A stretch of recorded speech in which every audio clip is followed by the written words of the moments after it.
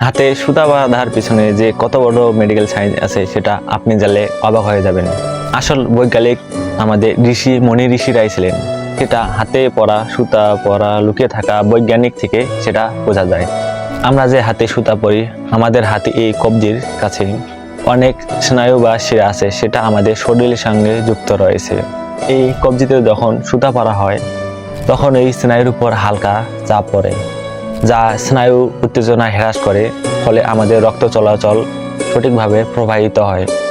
সেটা হয় আমাদের হাতে সুতা পরার মাধ্যমে। আমাদের আয়ুর্বেদ অনুসারে আমাদের শরীরে 3টি দোষ থাকে। এটা হলো বায়ু, বৃত্ত এবং কফ। এর মধ্যে সূক্ষ্মতা বজায় রাখার তার জন্য খুবই গুরুত্বপূর্ণ। যখন কবজিতে সুতা পরা হয় তখন এই ত্রিদোষ কন্ট্রোল করে, ভারসাম্য বজায় রাখে, ফলে আমাদের রোগ প্রতিরোধ ক্ষমতা বৃদ্ধি করে।